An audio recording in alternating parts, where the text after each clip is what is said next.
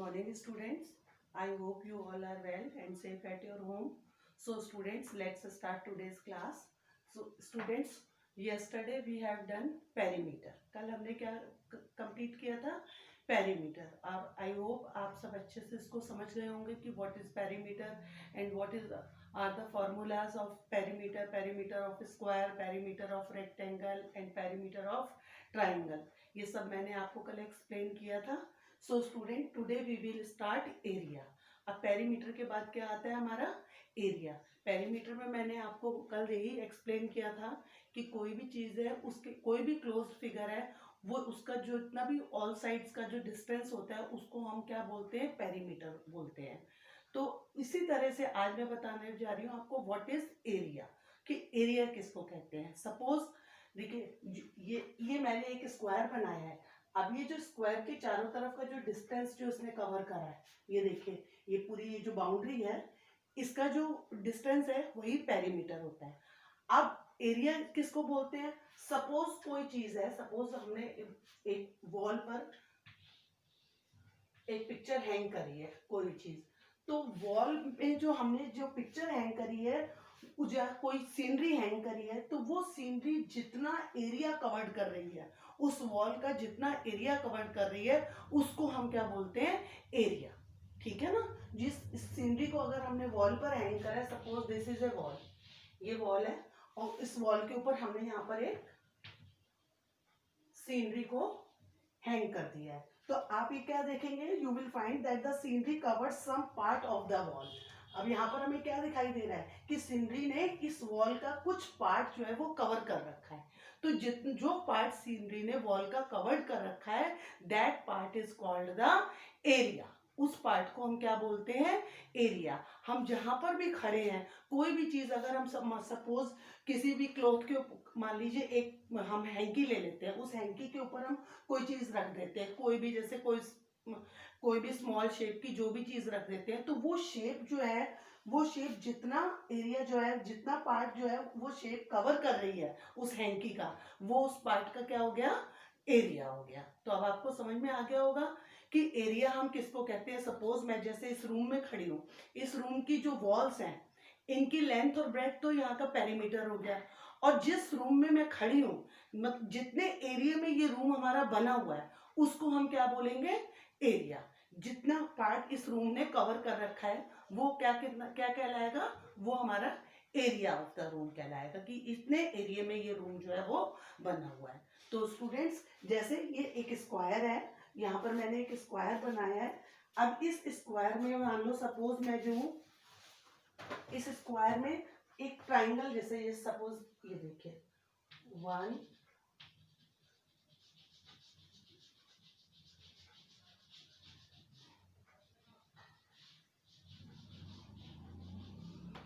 और ये जो स्क्वायर में, ये जो इस स्क्वायर के अंदर ये छोटे छोटे जो ये स्क्वायर्स बने, ये सब 1 सेंटीमीटर के हैं.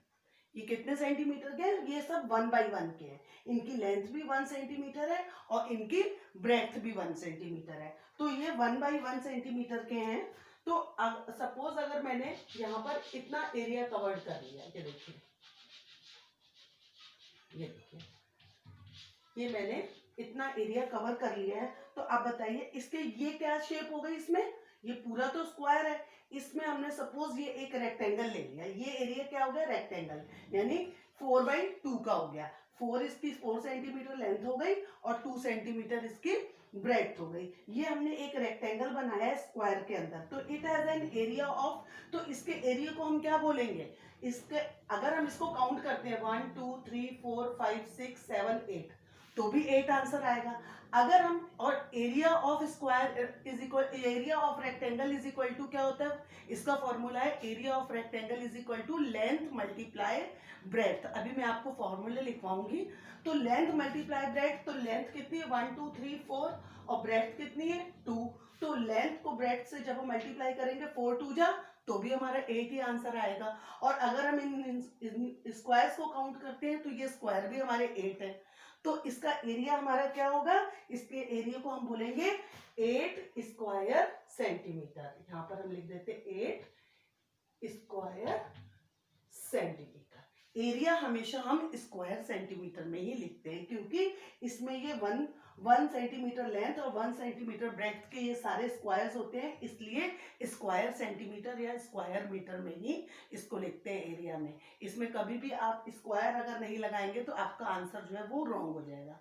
पेरीमीटर में मीटर सेंटीमीटर ही लिखा जाता है, उसमें स्क्वायर का यूज नहीं होता, बट एरिया में हमारा किसका यूज होता है, स्क्वायर सेंटीमीटर। तो अब यहाँ पर हमने इसका आंसर क्या लिख दिया, स्क्वायर सेंटीमीटर। अब सपोज यहाँ पर हमने एक और रेक्टेंगल ले लिया, इसको 5 में अगर हमने कन्वर्ट, ये देखिए 5 स्क्वायर्स ये ले लिए और 5 ये ले लिए, तो ये क्या क्या कितना एरिया इसका कवर हो गया, ये भी देखिए ब्रेड्थ 2 सेंटीमीटर है और लेंथ कितनी हो गई है 5 centimetre.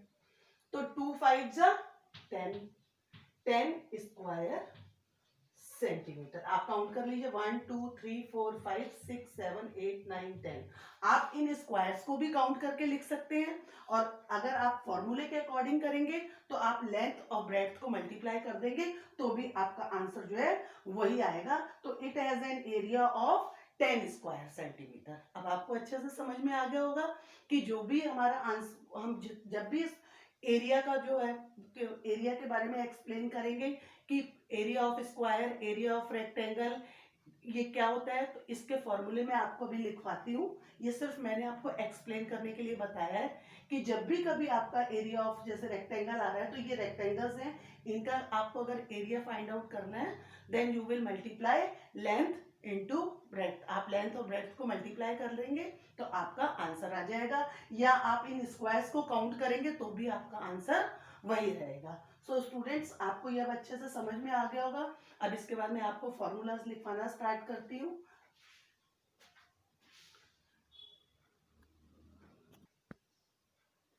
Now students, write down the formulas of area. First formula है आपका area of rectangle. Area of rectangle मैंने आपको अभी बताया है, किसी भी अगर रेक्टेंगल का आपको एरिया बताना है तो आप कौन सा फॉर्मूला अप्लाई करेंगे, you will apply the formula length multiply breadth. And second is area of square. Area of, अगर स्क्वायर का आपको एरिया, स्क्वायर में तो बेटे ना लेंथ होती है ना ब्रेड्थ, ऑल साइड्स जो है वो इक्वल होती हैं। ये देखिए अगर हम इस तरह स्क्वायर ड्रॉ करते हैं तो स्क्वायर में ऑल साइड्स इक्वल होती हैं, या इनको लेंथ ही बोलेंगे सबको, इसमें कोई ब्रेड्थ नहीं होती है, ऑल आर लेंथ, सबको क्या कहेंगे, लेंथ।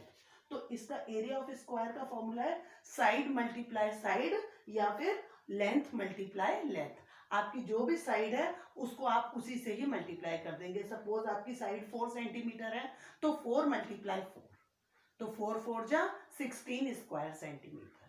तो 1 स्क्वायर को हम क्या बोलेंगे, 1 स्क्वायर सेंटीमीटर। अगर 2 स्क्वायर्स है तो 2 स्क्वायर सेंटीमीटर। ठीक है, इसमें सब स्क्वायर्स बने होते हैं, इसीलिए इसको हम स्क्वायर सेंटीमीटर में ही बताते हैं। ओके स्टूडेंट्स, तो write down these formulas. Area of rectangle is equal to length into breadth, and area of square is equal to side multiply side और लेंथ मल्टीप्लाई लेंथ। इन फॉर्मूलाज को आपको learn भी करना है। आप इनको लर्न करेंगे तो आपको इनके सम्स, जो भी इनसे रिलेटेड जो भी सम्स होंगे एक्सरसाइजेस में, उनको सॉल्व करने में आपको प्रॉब्लम नहीं आएगी। सो स्टूडेंट्स, आप अपनी नोटबुक ओपन कीजिए, उसमें लिखिए चैप्टर नंबर 20, एरिया का हेडिंग डाल के, और इन दोनों फॉर्मूलाज को जल्दी से लिख लीजिए, राइट डाउन।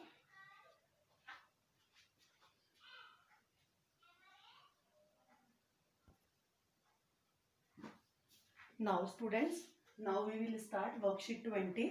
वर्कशीट 20 ओपन कीजिए आप अपनी बुक में, page number 167, worksheet 20, question number 1। Question number 1 है बेटे, फॉर अ रेक्टेंगल, एक रेक्टेंगल के लिए कंप्लीट द फॉलोइंग टेबल। हमको ये टेबल कंप्लीट करनी है। तो रेक्टेंगल का फॉर्मूला वही होता है 2 मल्टीप्लाई लेंथ प्लस ब्रेड्थ। ये सब रेक्टेंगल के अकॉर्डिंग है, यहाँ पेरीमीटर है, यहाँ लेंथ है, जहाँ ब्रेड्थ है। अब जो जो मिसिंग है, जहाँ पेरीमीटर मिसिंग है वहाँ हमको पेरीमीटर लिखना है, जहाँ लेंथ मिसिंग है वहाँ लेंथ हम लिखेंगे, और जहाँ पर ब्रेड्थ मिसिंग है वहाँ पर हम ब्रेड्थ लिखेंगे। देखिए सपोज ए है हमारा 24 सेंटीमीटर। 24 सेंटीमीटर क्या है बेटे, पेरीमीटर है। सपोज ये हमारा रेक्टेंगल है, इसके चारों तरफ का जो पेरीमीटर है वो हमारा 24 सेंटीमीटर है, यानी लेंथ और ब्रेड्थ जो है वो सबको हमने प्लस करा तो आंसर हमारा है 24। अब जिसमें से लेंथ है हमारी 7 सेंटीमीटर, अगर हमारी लेंथ 7 सेंटीमीटर है और हम रेक्टेंगल का जो पेरीमीटर फॉर्मूला है वो perimeter of rectangle is equal to 2 multiply length plus breadth, यानी लेंथ और ब्रेड्थ को प्लस करके हम किससे मल्टीप्लाई करते हैं 2 से। अब सपोज ये लेंथ 7 सेंटीमीटर है, हमको 24 सेंटीमीटर टोटल लाना है, तो यहाँ ये वाली लेंथ भी 7 सेंटीमीटर हुई, तो 7 और 7 कितने हो गए हमारे 14 हो गए। अब 14 में हम कितने प्लस करेंगे 24 होगा 10 प्लस करेंगे। अब 10 सेंटीमीटर लेंथ हो गई हमारी, तो 10 का मतलब है 5 इधर और 5 इधर, तभी तो 10 होगा। 5 सेंटीमीटर इधर और 5 इधर। अब आप काउंट कीजिए 7 प्लस 5 12 एंड 7 प्लस 5 12, 12 प्लस 5 24 हो गया बेटे, सॉरी 12 प्लस 12 24। तो हमारी ब्रेड्थ यहाँ पर क्या आएगी डैश में 5 सेंटीमीटर, यानी 7 सेंटीमीटर लेंथ है 5 सेंटीमीटर ब्रेड्थ है, तो 7 प्लस 5 12। अब 2 से उसको मल्टीप्लाई कर देंगे, लेंथ प्लस ब्रेड्थ हो गया 12 मल्टीप्लाई बाई 2, तो 12 2 जा 24, आंसर आ गया हमारा 24। अब सेकंड देखिए बी में हमारा पेरीमीटर है 38 सेंटीमीटर। अब यहाँ पर लेंथ क्या आ गई हमारी 12, ये देखिए ये लेंथ है 12 और पेरीमीटर है हमारा 38।